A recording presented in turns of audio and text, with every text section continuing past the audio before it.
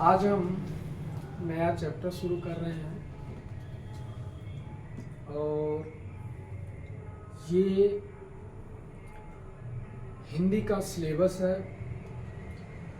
हिंदी में आज हम चर्चा कर रहे हैं आदिकाल के समय की सीमा के बारे में कि समय सीमा अलग अलग आलोचकों ने क्या क्या मानी है।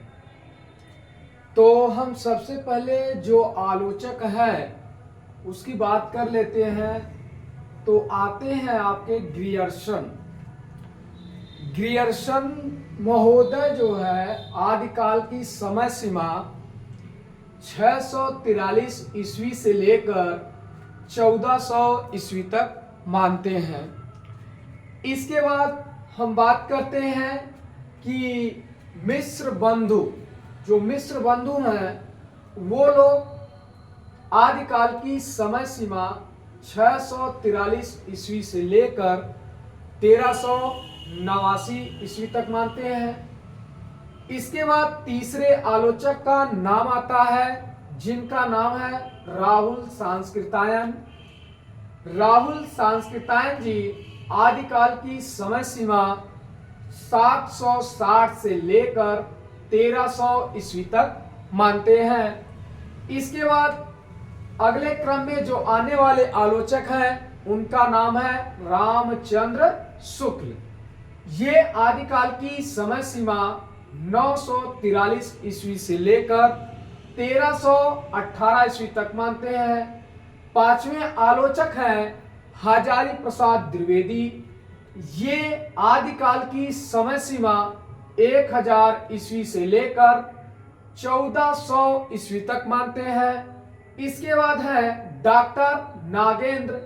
ये आदिकाल की समय सीमा 7वीं सदी के मध्य से लेकर 14वीं सदी के मध्य तक मानते हैं। इसके बाद सातवें जो आलोचक हैं वो गणपति चंद्रगुप्त हैं। ये आदिकाल की समय सीमा 1184 ईस्वी से लेकर 1350 ईस्वी तक मानते हैं। इसके बाद आते हैं श्याम सुंदर दास। ये आदिकाल की समय सीमा 993 ईस्वी से लेकर 1343 ईस्वी तक मानते हैं। इसके बाद डॉक्टर रामकुमार वर्मा। ये आदिकाल की समय सीमा 643 ईस्वी से लेकर 1318 ईस्वी तक मानते हैं। इसके बाद आइए हम बात करते हैं कि आदिकाल विद्वानों द्वारा दिए गए नाम क्या क्या हैं। तो पहले हम जानने का ये कोशिश करते हैं कि जो ग्रियर्सन महोदय हैं ये आदिकाल की समय सीमा 643 ईस्वी से लेकर 1400 ईस्वी तक तो इन्हें बताया है। साथ साथ में इन्होंने आदिकाल को चारण काल के नाम से संबोधित किया है। तो ग्रियर्सन महोदय आदिकाल को चारण काल के नाम से संबोधित करते हैं। इसके बाद हम बात करते हैं मिस्र बंधु आदिकाल की समय सीमा 643 से लेकर 1389 ईस्वी तक मानते हैं। अब ये मिस्र बंधु साहब आदिकाल को आरंभिक काल नाम देते हैं। इसके बाद हम आइए बात करते हैं रामचंद्र शुक्ल जी आदिकाल की समय सीमा 943 ईस्वी से लेकर 1318 ईस्वी तक मानते हैं। अब ये रामचंद्र शुक्ल जी आदिकाल को क्या नाम देते हैं? वीर गाथा काल। तो रामचंद्र शुक्ल जी आदिकाल को क्या नाम देते हैं? वीर गाथा काल। इसके बाद हम बात करते हैं हजारी प्रसाद द्विवेदी ने आदिकाल को क्या नाम दिया है? तो हजारी प्रसाद द्विवेदी ने आदिकाल को आदिकाल नाम ही दिया है। तो आदिकाल किसके द्वारा नाम दिया गया है? आचार्य हजार प्रसाद द्विवेदी के द्वारा। इसके बाद हम बात करते हैं कि डॉक्टर रामकुमार वर्मा आदिकाल की समय सीमा 693 ईस्वी से लेकर 1318 ईस्वी तक मानते हैं। ये डॉक्टर रामकुमार वर्मा आदिकाल को संधि काल के नाम से संबोधित करते हैं। तो डॉक्टर राम कुमार वर्मा आदिकाल को किस नाम से संबोधित करते हैं? डॉक्टर राम कुमार वर्मा आदिकाल को संधि काल और चारण काल के नाम से संबोधित करते हैं। यानी चारण काल और संधि काल को बताया किसने है? डॉक्टर राम कुमार वर्मा ने। इसके बाद हम राहुल सांस्कृत्यायन की बात करते हैं। राहुल सांस्कृत्यायन जी ने आदिकाल को किस नाम से संबोधित किया है? राहुल सांस्कृत्यायन जी ने आदिकाल को प्रारंभिक शून्यकाल कहा है। तो राहुल सांस्कृत्यायन जी ने आदिकाल को किस नाम से संबोधित किया है? राहुल सांस्कृत्यायन ने आदिकाल को प्रारंभिक काल और शून्यकाल माना है। इसके बाद हम बात करते हैं विश्वनाथ प्रसाद मिश्र। विश्वनाथ प्रसाद मिश्र आदिकाल को वीर गाथा काल के नाम से संबोधित करते हैं। तो विश्वनाथ प्रसाद मिश्र आदिकाल को क्या कहते हैं? वीर गाथा काल। इसके बाद आता है पृथ्वीनाथ कुलश्रेष्ठ। पृथ्वीनाथ कुलश्रेष्ठ आदिकाल को क्या नाम दिए हैं? पृथ्वीनाथ कुलश्रेष्ठ आदिकाल को अंधकार काल कहते हैं। इसके बाद हम बात करते हैं मोहन अवस्थी एवं सुमन राजे। तो मोहन अवस्थी और सुमन राजे ये आदिकाल को क्या नाम देते हैं? आधार काल। क्या नाम देते हैं? आधार काल। इसके बाद आगे बात करते हैं राम खिलावन पांडे एवं हरिश्चंद्र वर्मा। ये आदिकाल को क्या कहते हैं? संक्रमण काल। इसके बाद शंभुनाथ सिंह। ये शंभुनाथ सिंह आदिकाल को प्राचीन काल के नाम से संबोधित करते हैं। इसके बाद राम प्रसाद मिश्र। राम प्रसाद मिश्र क्या करते हैं? आदिकाल को क्या नाम देते हैं? राम प्रसाद मिश्र आदिकाल को संक्रांति काल के नाम से संबोधित करते हैं। इसके बाद धीरेन्द्र प्रसाद वर्मा यानी धीरेन्द्र वर्मा, चंद्रधर शर्मा गुलेरी, बच्चन सिंह, तीन विद्वान है। याद रखिए, पहला आपका है धीरेन्द्र वर्मा, दूसरा है चंद्रधर शर्मा, तीसरा है डॉक्टर बच्चन सिंह। इन तीनों ने आदिकाल को अपभ्रंश के नाम से संबोधित किया है। इसके बाद हम बात करते हैं श्याम सुंदर दास। श्याम सुंदर दास आदिकाल को आदि युग या वीर काल के नाम से संबोधित करते हैं। इसके बाद आइए हम बात करते हैं आदिकाल नामकरण का विश्लेषण, जानने का प्रयास करते हैं कि आदिकाल नाम किसने दिया, आदिकाल के बारे में किसने अपना मत सर्वमान्य रखा। तो सबसे पहले जो इतिहासकार हैं वो आपके हैं ग्रियर्सन। यानी कौन से इतिहासकार हैं? ग्रियर्सन महोदय, जो आदिकाल की समय सीमा कितनी मानते हैं? 643 ईस्वी से लेकर 1400 ईस्वी तक मानते हैं। और ये आदिकाल को क्या नाम देते हैं? चारण काल। यही ग्रियर्सन महोदय हैं, यही पहले इतिहासकार हैं जिन्होंने हिंदी साहित्य के इतिहास का काल विभाजन करते हुए विविध काल खंडों का नामकरण किया है।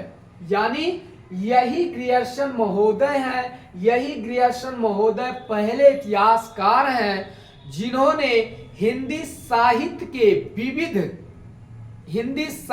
के इतिहास का काल विभाजन करते हुए विविध काल खंडों का नामकरण किया है। ग्रियर्सन ने हिंदी साहित्य के विकास के आरंभिक यानी ग्रियर्सन ने हिंदी साहित्य के विकास के आरंभिक चरण को क्या कहा है? चारण काल। तो पूछा जा सकता है कि चारण काल आदिकाल को किसने कहा है? तो चारण काल किसने कहा है? ग्रियर्सन महोदय ने। किसने कहा है?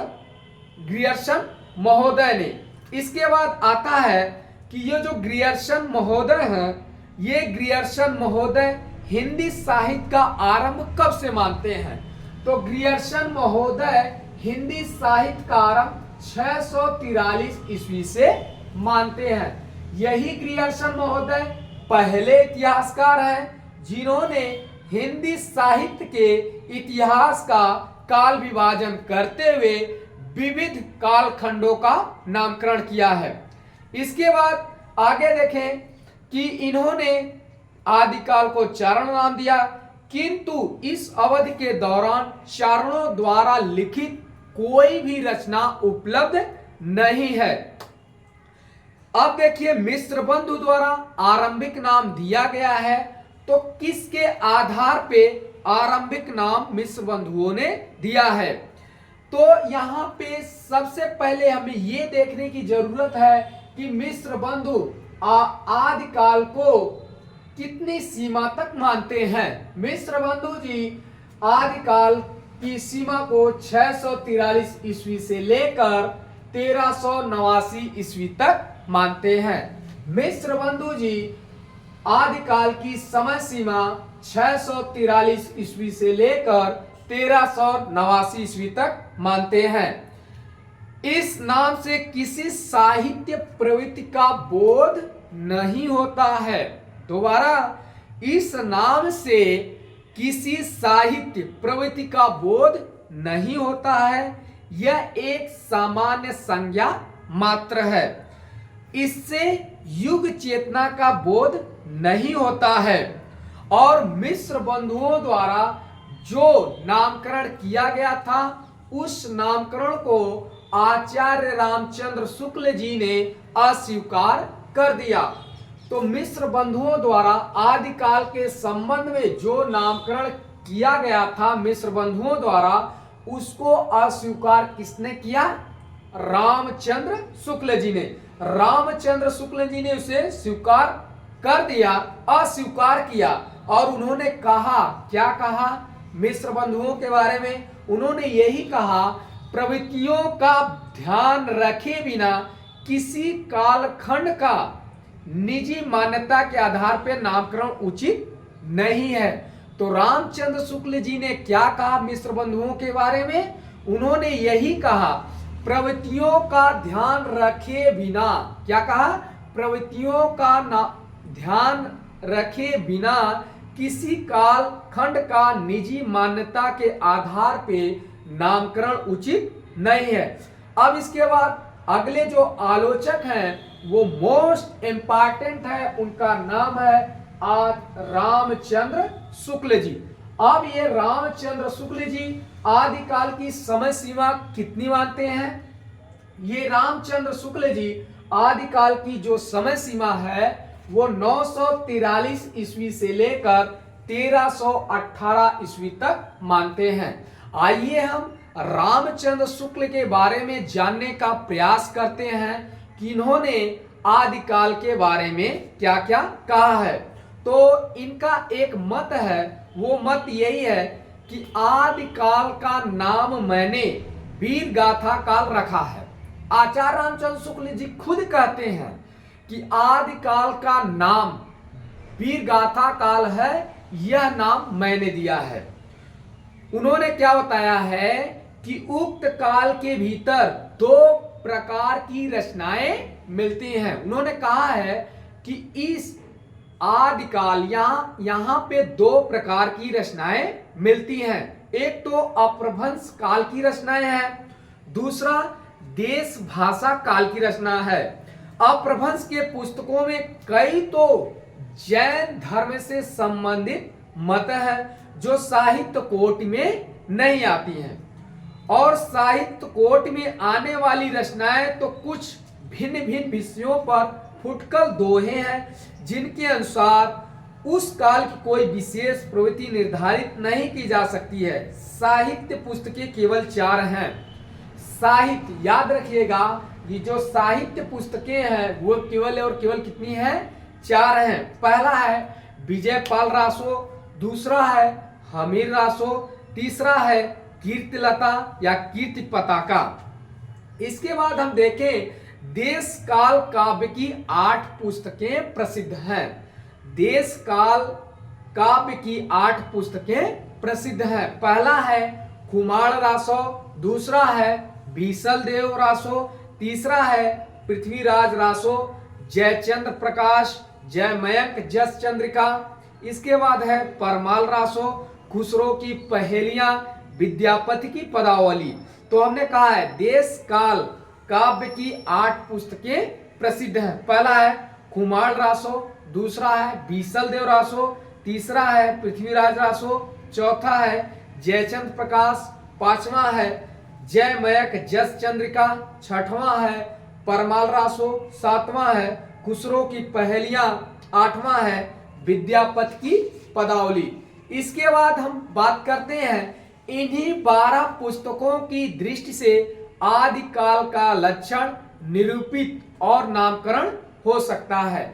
इनमें से अंतिम 2 तथा बीसल देव रासो को छोड़कर शेष सब ग्रंथ वीर गाथात्मक हैं। अतः आदिकाल का नाम उन्होंने क्या दिया? वीर गाथा काल रखा है। ये बात अगर किसी ने कही है तो वो कौन है? आचार्य रामचंद्र शुक्ल जी। आचार्य रामचंद्र शुक्ल जी आदिकाल की समय सीमा कितनी मानते हैं? 943 ईस्वी से लेकर 1318 ईस्वी तक मानते हैं। तो आइए हम फिर बात करते हैं कि आचार्य रामचंद्र शुक्ल जी आदिकाल की समय सीमा कितनी मानते हैं? आचार्य रामचंद्र शुक्ल जी आदिकाल की समय सीमा 943 ईस्वी से लेकर 1318 ईस्वी तक मानते हैं। इसके बाद आइए हम बात करते हैं कि जो शुक्ल जी द्वारा दिए गए वीर गाथात्मक काल का औचित्य है वो क्या है। तो यहाँ तक हमने आपको बताया है। आगे फिर हम इसके बारे में चर्चा करेंगे, थोड़ा ये देखेंगे कि ये वीर गाथात्मक काल में क्या क्या दिया गया है। तब तक के लिए धन्यवाद।